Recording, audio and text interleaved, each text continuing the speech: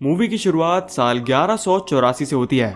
यहाँ पर हम 3 लोगों को देखते हैं जो कि एक लड़की की लाश को दफना रहे थे। जिस औरत की ये लाश थी वो बेलियन नाम के एक आदमी की पत्नी थी। तो उसे दफनाते हुए वहां मौजूद प्रीस्ट उसके गले में से उसके पेंडेंट को निकालकर अपने पास रख लेता है। पर तभी यहाँ पर कुछ क्रूसेडर्स घोड़े पर सवार होकर आते हैं और इन तीनों से कहते हैं कि इस औरत को दफनाने से पहले इसके गले को काट दो। ऐसा इसलिए क्योंकि इस औरत ने सुसाइड किया था और कैथोलिक लोग सुसाइड को एक पाप की तरह देखते हैं। इन क्रूसेडर्स का लीडर गॉडफ्रे नाम का एक आदमी था और यही बेलियन का बाप भी था। तो गॉडफ्रे फिर यहाँ से अपने बेटे बेलियन के पास जाता है और उससे उसको और उसकी मॉम को अकेला छोड़ने के लिए माफी मांगता है। वो यहाँ बेलियन को उसके साथ ही चलने के लिए कहता है ताकि बेलियन को आगे गरीबी का सामना ना करना पड़े, मगर बेलियन मना करते हुए कहता है कि मैं यहीं पर रहूंगा। गॉडफ्रे के बहुत समझाने पर भी जब बेलियन नहीं मानता है तो गॉडफ्रे फिर वहां से जाने लगता है और वो जाते हुए बेलियन से कहता है कि अगर कभी भी तुम्हारा मन बदले तो जब चाहे मेरे पास चले आना। इसके नेक्स्ट सीन में हम उस प्रीस्ट को बेलियन के पास देखते हैं। वो यहाँ पर बेलियन से कहता है कि तुम गॉडफ्रे के पास चले जाओ। पर यहाँ पर बात करते हुए बेलियन को प्रीस्ट के गले में उसकी बीवी का पेंडेंट दिखता है। ये देखकर तो बेलियन को बहुत गुस्सा आता है और वो वहीं पर उस प्रीस्ट को आग में जलाकर मार डालता है। अब जिस गांव में बेलियन रह रहा था वहां पर एक प्रीस्ट को मारने की सजा सीधा मौत थी। तो वो एक घोड़े पर सवार होकर वहां से सीधा अपने पिता गॉडफ्रे के पास पहुंचता है। यहाँ पर बेलियन गॉडफ्रे को सारी बातें बताता है और बेलियन गॉडफ्रे के साथ ही चल देता है। इसके बाद गॉडफ्रे और उसके कई सारे साथी मिलकर बेलियन को तलवारबाजी सिखाते हैं। मगर इसी बीच यहाँ पर गॉडफ्रे का नेफ्यू आ पहुंचता है। वो यहाँ पर गॉडफ्रे से बोलता है कि बेलियन ने अपने गांव में एक प्रीस्ट की हत्या की है और मैं उसे गिरफ्तार करने आया हूँ। पर गॉडफ्रे यहाँ पर कहता है कि तुम कुछ भी कर लो, मैं बेलियन को नहीं जाने दूंगा। और इसके जस्ट बाद ये दोनों आपस में लड़ने लगते हैं। काफी देर लड़ने के बाद गॉडफ्रे अंत में अपने नेफ्यू को मार तो देता है, मगर इस लड़ाई में गॉडफ्रे को भी कई सारी चोटें आती हैं। गॉडफ्रे की हालत इतनी खराब हो गई थी कि अब उसके बचने की आशंका बहुत कम थी। तो उसका इलाज होता है और इसी हालत में ये लोग यरूशलेम की तरफ निकलते हैं। चलते हुए ये लोग एक पिलग्रिम कैंप पर पहुंचते हैं जहां पर गाय नाम का एक आदमी बेलियन के पास आता है और उससे काफी बदतमीजी से बात करता है। ये गाय दरअसल गॉडफ्रे का स्टेपसन और एक तरह से बेलियन का भाई था। इसके नेक्स्ट सीन में हम इन सब को मेसिना नाम के एक शहर में देखते हैं। यहाँ पर आते आते गॉडफ्रे की हालत काफी खराब हो गई थी और अब उसके बचने के चांसेस लगभग ना के बराबर थे। तो गॉडफ्रे अपने पास बेलियन को बुलाता है और उससे कहता है कि अब तुम्हें ही यरूशलेम के राजा की सेवा करनी है। और इसके कुछ ही समय के बाद गॉडफ्रे की मौत हो जाती है।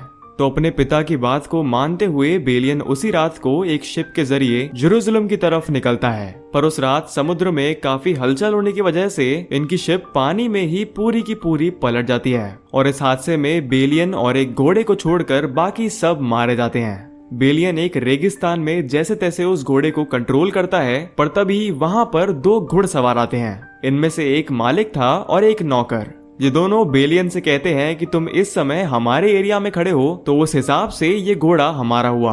पर जब बेलियन उसे मना करता है तो मालिक अपने घोड़े से उतरकर बेलियन से लड़ने आ पहुंचता है। कुछ देर लड़ने के बाद बेलियन उस मालिक को मार गिराता है और उस नौकर की जान को बख्शकर कहता है कि तुम मुझे यहाँ से यरूशलेम ले चलो। तो ये दोनों यरूशलेम पहुंचते हैं और यहाँ पर बेलियन उस गुलाम को एक तोहफे के तौर पर वो घोड़ा दे देता है। फिर जब बेलियन वहां की सड़कों पर चल रहा होता है तो वहां के लोग उसके पीछे टंगी हुई गॉडफ्रे की तलवार को देख लेते हैं। वो बेलियन के पास आकर उससे सवाल करते हैं कि ये तलवार तुम्हारे पास कैसे आई। तब बेलियन उन्हें सारी सच्चाई बताता है कि मैं गॉडफ्रे का बेटा हूँ और गॉडफ्रे अब इस दुनिया में नहीं रहे। ये सभी बेलियन की बात को सच मान लेते हैं और ये लोग बेलियन को गॉडफ्रे के बेटे के रूप में एक्सेप्ट कर लेते हैं। इसके नेक्स्ट डे प्रिंसेस सिबेला बेलियन से मिलने आती है। सिबेला दरअसल गाय की वाइफ थी। बेलियन यहाँ पर सिबेला को सूप पिलाता है और कुछ समय बात करने के बाद सिबेला वहाँ से चली जाती है। इसके बाद बेलियन यहाँ के मार्शल टाइबेरियस से मिलता है। यहाँ पर ये दोनों सुल्तान सलाउद्दीन के बारे में बात करते हैं। सलाउद्दीन दरअसल एक बहुत स्ट्रॉन्ग किंग था और उसके पास 2 लाख से भी ज्यादा सैनिकों की सेना थी। फिर बेलियन यरूशलेम के राजा leper king Baldwin the fourth से मिलता है। लेपर किंग गॉडफ्रे का काफी नजदीकी था और लेपर किंग हमेशा ही एक मास्क पहनता था क्योंकि उसे लेप्रोसी नाम की एक स्किन डिजीज थी। बेलियन यहाँ पर बैठता है और ये दोनों चेस खेलते हुए यरूशलेम की हालत के बारे में डिस्कस करते हैं। लेपर किंग बेलियन से कहता है कि तुम वहां पर जाकर देखो कि हम यहाँ के लैंड को किस तरह से ठीक कर सकते हैं। तो नेक्स्ट डे बेलियन वहां पर जाकर देखता है कि लोग यहाँ पर सही से खेती नहीं कर पा रहे हैं क्योंकि यहाँ पर एक प्रॉपर ड्रेनेज सिस्टम नहीं है। तो सबसे पहले यहाँ उसी पर काम होता है और पानी की व्यवस्था करी जाती है और बेलियन की यरूशलेम की तरफ इस लगन को देखकर वहाँ के लोग काफी इम्प्रेस होते हैं। इसके बाद यहाँ पर वापस से सिबेला आती है और कुछ समय के लिए यहीं पर रहने का डिसाइड करती है क्योंकि उसका पति गाय किसी काम से ईस्ट की तरफ गया था। यहाँ पर सिबेला बेलियन के नेचर को देखकर उसके प्रति काफी अट्रैक्ट होती है और एक समय के बाद ये दोनों ही एक दूसरे को काफी पसंद करने लगे थे। इसके बाद हम गाय को देखते हैं। वो रेनाल्ड ऑफ शटिलियन के साथ मिलकर सलाउद्दीन पर हमला करने का प्लान कर रहा था और कुछ ही समय के बाद ये दोनों अपनी सेनाओं के साथ सलाउद्दीन पर हमला बोल देते हैं। अब लेपर किंग और सलाउद्दीन के बीच में एक समझौता हुआ था कि ये दोनों कभी भी आपस में नहीं लड़ेंगे, लेकिन गाय के इस हमले के बाद सलाउद्दीन को बहुत गुस्सा आता है और वो अपने कई सारे सैनिक लेकर इनसे लड़ने आ पहुंचता है। फिर जब ये खबर लेपर किंग को मिलती है कि गाय ने सलाउद्दीन पर हमला कर दिया है तो वो बेलियन के साथ अपने कुछ सैनिक सलाउद्दीन से लड़ने भेजता है। ये लोग वहां पर लड़ते तो हैं, लेकिन सलाउद्दीन की सेना के सामने ज्यादा समय टिक नहीं पाते और कुछ समय के बाद वो लोग इनको कैद कर लेते हैं। पर तभी यहाँ पर वो गुलाम आता है जिसकी जान को कुछ समय पहले बेलियन ने बख्श दिया था। ये गुलाम दरअसल अब सलाउद्दीन का चांसलर बन गया था और क्योंकि बेलियन ने एक बार इसकी जान को बख्शा था तो ये भी आज बेलियन को नहीं मारता। फिर इसके बाद यहाँ पर लेपर किंग आता है। वो सलाउद्दीन से माफी मांगते हुए कहता है कि ये हमारी गलती है और वादा करता है कि वो रेनाल्ड को खुद पनिशमेंट देगा।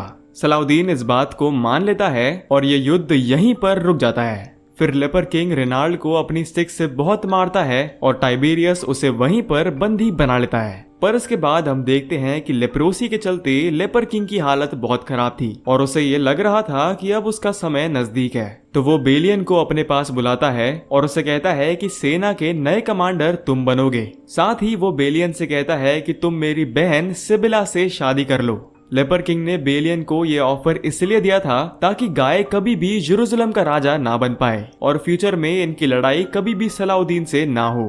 पर यहाँ पर बेलियन इसके लिए मना करता है क्योंकि उसे ये पता था कि अगर उसने सिबिला से शादी कर ली तो गाय तुरंत ही मारा जाएगा। तो बेलियन फिर यहाँ से सिबिला के पास जाता है और उससे सारी बातें शेयर करता है। सिबिला बेलियन की बातों को सुनकर बहुत नाराज होती है और उससे कहती है कि तुम्हें एक दिन अपने इस डिसीजन का पछतावा जरूर होगा।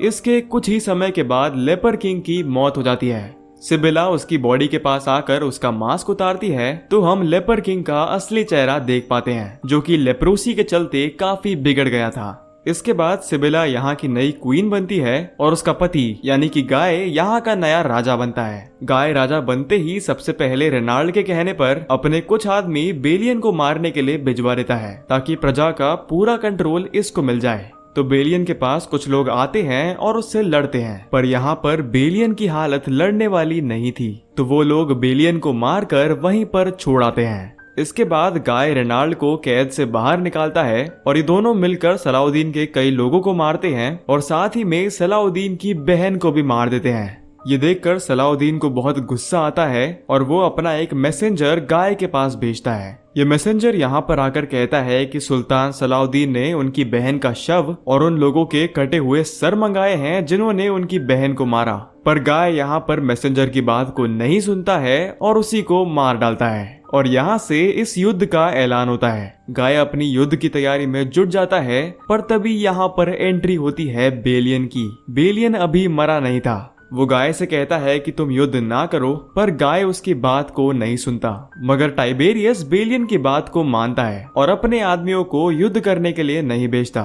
इसके बाद हम देखते हैं कि गाय की सेना आगे बढ़ती है, पर बहुत ज्यादा गर्मी होने की वजह से ये लोग सलाउद्दीन की सेना के पास पहुंचने से पहले ही बेहोश होने लगते हैं। इसी का फायदा सलाउद्दीन की सेना उठाती है और बेहोश सैनिकों को मारना शुरू करती है। यहाँ पर सलाउद्दीन आकर खुद रेनाल्ड को मारता है, पर वो गाय को नहीं मारता क्योंकि गाय की एक राजा के हाथों मरने की हैसियत नहीं थी। अब जेरूसलम की ये हालत देखकर बेलियन वापस से वहां पर जाता है और कुछ प्लान करता है। सलाउद्दीन की सेना के सामने इनकी सेना ना के बराबर थी, तो इनका बेसिक प्लान ये था कि ये लोग तब तक उनसे लड़ेंगे जब तक बेलियन सलाउद्दीन से कोई समझौता नहीं करता। तो बेलियन अपनी सेना को हथियार पकड़ाता है और ये लोग जंग के लिए तैयार हो जाते हैं। सबसे पहले सलाउद्दीन की तरफ से हमला होता है, पर बेलियन इस हमले का जवाब तुरंत के तुरंत नहीं देता। ये अपनी स्ट्रैटेजीज का इस्तेमाल करके इस जंग को 3 दिन तक खींच लेता है। और दोस्तों, ये लड़ाई बेलियन के फेवर में ही जा रही थी। जैसे जैसे दिन बीतते जा रहे थे वैसे वैसे सलाउद्दीन की सेना खत्म होती जा रही थी। तो ये देखकर सलाउद्दीन फाइनली बेलियन से समझौता करने आ ही जाता है। यहाँ पर सलाउद्दीन बेलियन के सामने एक ऑफर रखता है। वो कहता है कि हम लोग जेरूसलम के लोगों को बिना किसी नुकसान पहुंचाए सेफली किसी दूसरे क्रिश्चियन लैंड पर पहुंचा देंगे, पर इसके बदले में बेलियन को जेरूसलम का लैंड सलाउद्दीन को देना होगा। बेलियन इस ऑफर को एक्सेप्ट कर लेता है और जेरूसलम में जाकर लोगों को इस बारे में इन्फॉर्म करता है। यहाँ के लोग भी इस नतीजे से काफी खुश थे, क्योंकि बेलियन ने एटलीस्ट उनकी जानों को बचा लिया था। बेलियन इसके बाद सिबिला के पास जाता है और उससे कहता है कि भले ही जेरूसलम की जमीन अब हमारे पास नहीं है, पर उसके भाई लेपर किंग हमेशा जेरूसलम के लोगों के दिलों में रहेंगे। जाते हुए बेलियन अपने दोस्त सलाउद्दीन के चांसलर से मिलता है और वो बेलियन को अपना घोड़ा तोहफे के तौर पर देता है। इसके बाद बेलियन को सिबिला पैदल चलते हुए दिखती है, तो वो भी अपने घोड़े से उतरकर उसी के साथ चलने लगता है। फिर जब बेलियन अपने गांव में वापस आता है तो वो देखता है कि यहाँ पर काफी सारे चेंजेस हो गए थे। बेलियन अपने जेरूसलम जाने के डिसीजन से काफी खुश था, क्योंकि अब वो पहले से एक काफी अच्छा इंसान बन गया था। मूवी के अंत में हम बेलियन और सिबिला को बेलियन की वाइफ के कब्र पर देखते हैं। ये लोग यहाँ से इस गांव को छोड़कर किसी और गांव के लिए निकलते हैं और इसी के साथ ये मूवी भी यहाँ पर खत्म हो जाती है।